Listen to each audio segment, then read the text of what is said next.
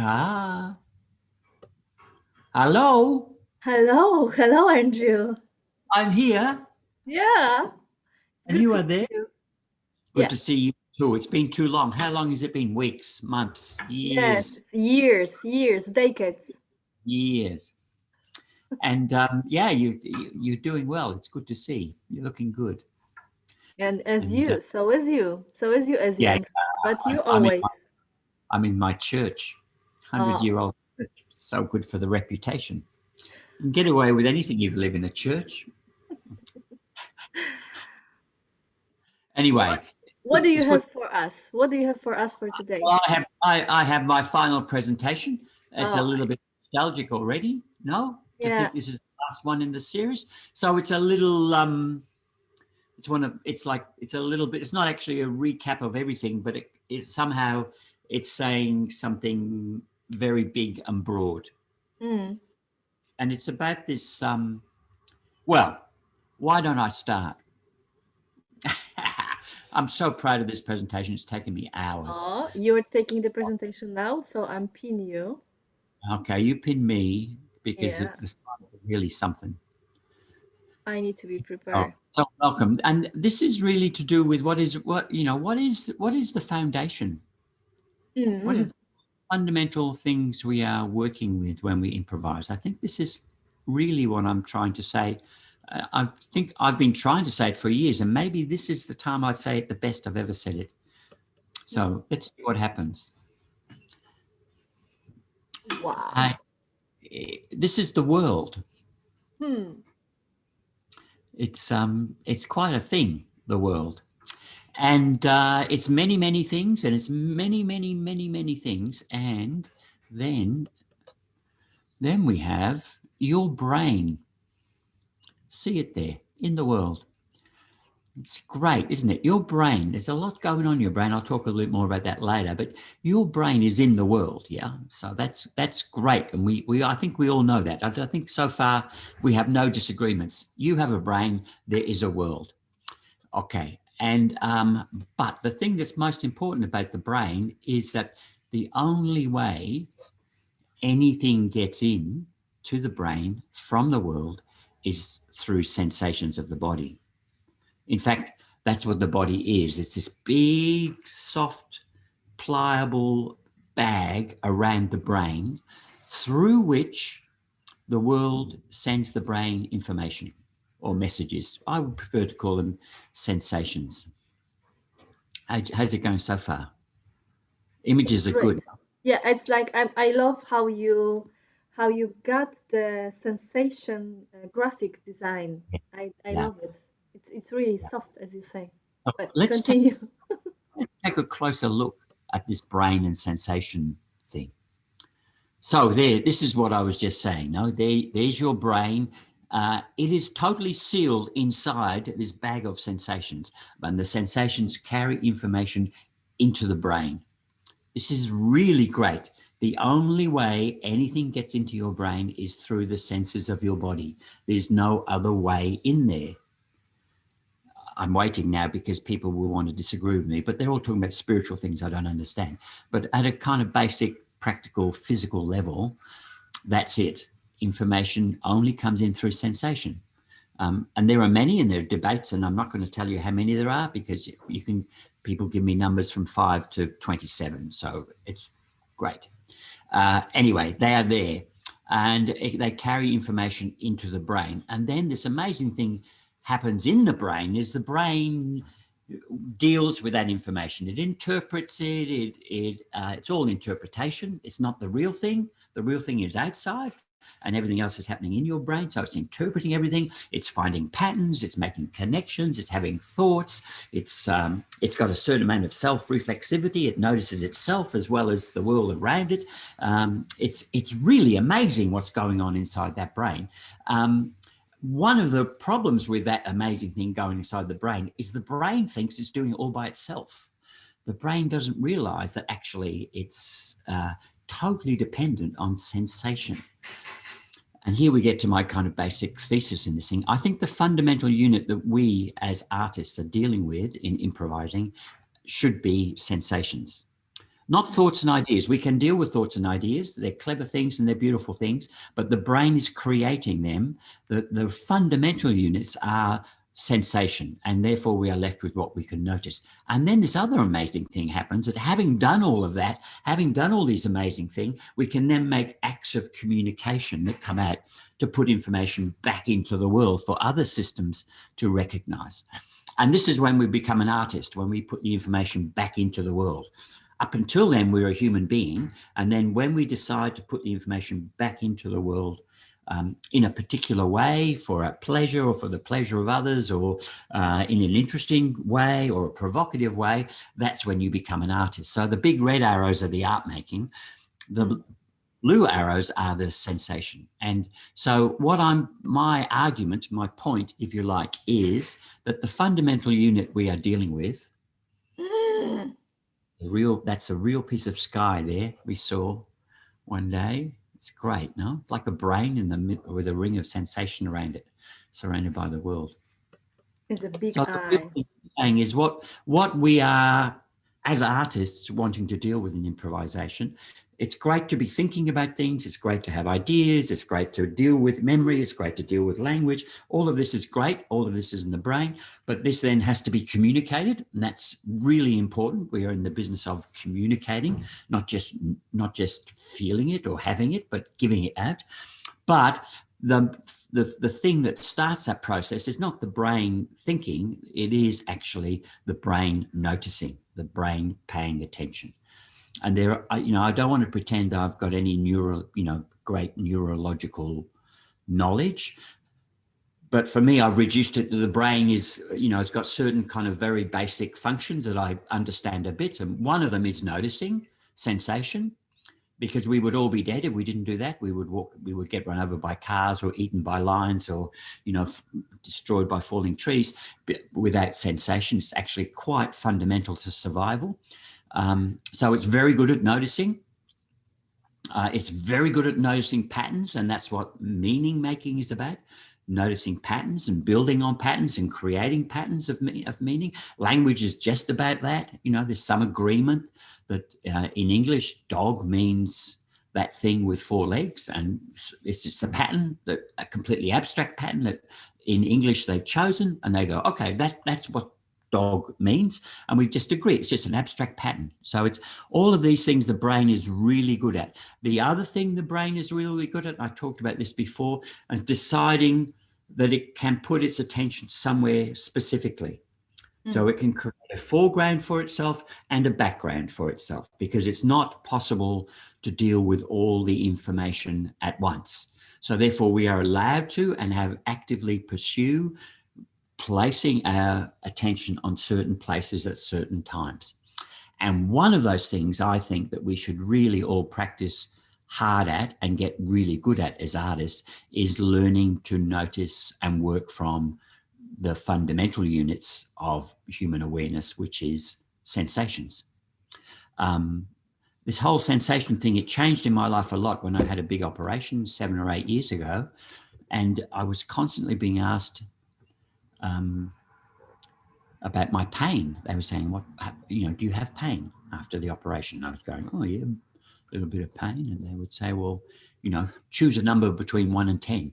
And I thought, oh, so we were doing this thing. And I just began to notice something which I'd never noticed before, which of course, very obviously, pain is a sensation, all it is a sensation. And it's the particular set of sensations that tell your brain to be careful. It's those sets, But I thought, I've never thought, I've always used this word sensation in a kind of broader, softer way. But actually, there are different kinds of sensations. And we don't have to go and read books about them, but it is really good to explore our relationship to sensation. One of the few things I know about this, there's a set of senses for noticing the body's position, and there's another set of sensations for noticing how the body is moving. And that's really interesting, that there are two systems that are about the movement thing. So there's one which is recording angles in the joints and all of that stuff. And another one is recording how they change. And we have these two systems to work with in terms of movement, at least. And it's really, I just think all of that's really interesting. And I don't want to pretend to be scientifically astute about any of that. But as an artist, I think it's something that we should be working with, because as improvisers, we are entirely, because the idea of improvising is you don't start with an idea. You might find an idea or make an idea, but you don't start with an idea. Therefore, what do you start with? And the answer is sensation. I'm just doing a bit of that now, because there's so many systems of sensation in the body there, but a really easy and great one for a movement artist is the body moving, and to be able to move, and for it not to be an idea, not to be a thought, not to be a choreographic form, but just to be tracking sensations. And the other great thing is there are millions of them. And at any one moment, I can choose to put them on the tingling in my fingers or the warmth in my cheek. There's so many going on, weight dropping into the floor, or the angle of my head. There's just a lot there. And I'm not articulating this to say, oh, get inside your brain and start reporting on what they are. I certainly started that way. I thought it was something about having the language to describe like what I was doing then. But it's not that. It's actually, I've often said this for years and years and years, there would always be a moment in a solo and I would do something like this. I would go, I'd make a little slow movement like that. And I knew what I was doing. When I was doing that, I was giving myself time to think of an idea. And now I say the last 7 years, I can just do that. I can actually just be with the sensation. And I think it's kind of great once this, again, we're stuck with the irony of talking about things that are about not talking. But to be with the sense, the world of sensation requires no language. It doesn't require language, sensation. It is actually such a fundamental unit. It doesn't require language. And it's good to have, the sophisticated skill of being able to describe it for others to understand. But for you yourself, you don't need any language to understand sensation. This is, of course, how we are born. We are born totally attuned to sensation and with no language. And it's really great to be able to tune into these things and not for them to be about thinking time or languaging, but just let them be sensations. Your brain will process that and create all the language you want. It's not I'm opposed to language. If you know me, you know there's no way that's possible. But it will create all sorts of things. But it's great to kind of, if there is a place to start, if you need a place to start, if it hasn't already started when you enter the space with something, then work from sensation. And anytime you don't know what to do, work with sensation. It's happening anyway, whether you do it deliberately or not. This system is working. Just because you don't pay conscious attention to sensation, it's still the fundamental process for the brain, whether you pay attention to it or not. But I think as artists, we should get good at that. It should be one of our virtuosities. So the language, what you need only is like, as an artist, it's like, I mean the language in a verbal way, but also in non-verbal way. The language, what you need is only to transform onto or to communicate with the audience or to show it like outside. But actually you can stay with the sensations and you can just experience it. And this is somehow I see as a difference between do improvisation for someone or just be or just live, because actually this is the life, to take the sensations. But like it's like for me it's like I have many friends, and my really good friends are not worried if I don't see them very often or talk to them very often or pay attention to them very often. They know it will be okay when we meet, and I do think of them from time to time, and they trust me, and this is okay. So this working with sensation, and I think a lot about breath in the same way. It's a very, very good friend. It's very patient, but because it is such a good friend, that's why you should give it some attention from time to time, because they really deserve it, and not just take them for granted and go, oh, they don't matter, I don't need to think about them, they'll be fine. You actually, the very special friends are the ones that you think about, but you don't have to be in touch with all the time. But every now and then you go, I must be in touch with you because you are really important. And all my other friends, they come and go, and they're great, and I love to play with them. So language is wonderful. Thinking is wonderful. All of these things are wonderful. They all have a part to play. But if we're thinking about where it starts for us as human beings, then why not let that be where it starts, not necessarily at the beginning of a solo, but the fundamental unit, the one you can trust the most, is the noticing of sensation. Of course, it's very hard to do in front of an audience, because when the audience is there, we go, I have to produce something for them. So therefore, we are really into those red arrows of producing, communicating stuff for the audience, that's okay. But to have the courage and the practice that allows you sometimes to go, I need to pay attention to this for a little while. I don't know what it means yet. And, I don't need to know what it means yet for it to be valuable for me. So it's an argument in support of that, not to take away anything else. All the other things are great. Play with whatever you want, play with whatever you have. They're all great things, but just don't take the sensation for granted, or even worse, think it doesn't exist. Some people, some brains have got no idea. They just got no idea at all. They wouldn't pay any attention to that. And you go, well, you're just clearly wrong. Because the only way anything is getting into your brain is through sensation. Good. 17 minutes and 10 seconds. That's as much as I've done in one talk. And should we be thanking? This is number 10. Yeah, this is number 10. And yeah, we should thank, and we should say that it was really nice time, although together, but also with them. Also, although they not see us yet, but no. We'll thank them anyway, will we? But yeah, it's been very great, really great to be able to not have to start the conversation at the beginning every time. Like as an improviser, mainly I get to start all the conversations at the same beginning place. But I think these topics we've started kind of in the middle of our knowledge.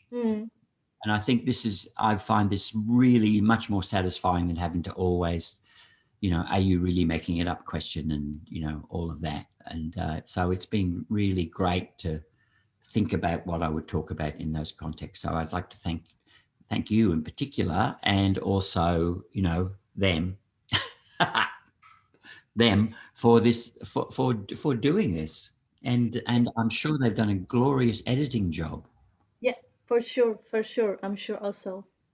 Yeah, and also for the people maybe who watch it, so thank you that you spend time with us. Yeah. They were telling us they were too long, and we were going, no, people will watch this. Yeah, of course they will. I would. Yeah, me too. I will watch it once more, just in case. Yeah, good. And thank you, Andrew. It was like huge pleasure. It's like, that to me I can listen to you all the time, and this is like really pleasure to have this conversation. Sometimes I was more or less active, but it was really and it was so good for me. It was so good for me to listen to you too, because too many hours of teaching, so I've got all these little mini lectures in my brain, and I get my own voice a bit, and so it was great to hear your perspective on all of those things, and to have to shut up occasionally. I can hear them yelling at the screen, shut up, Andrew, shut up. Yeah, but it also helps me to see that where I am and how much is in front of me. So thank you. I see how much is in front of me. I think I know it, but now I see even more. Yeah. I can't see you going any further with what's it called? PowerPoint. You've PowerPoint, yeah, this is hit the pinnacle there. I think this is the title, Power of PowerPoint. This is Yeah, I think so. The power of the point. the power of the point. I think this is Power the great yeah. Good. name for this. All right, we should finish Thank there. you. And thank you Yeah, very much. thank you. Have a great day. You too.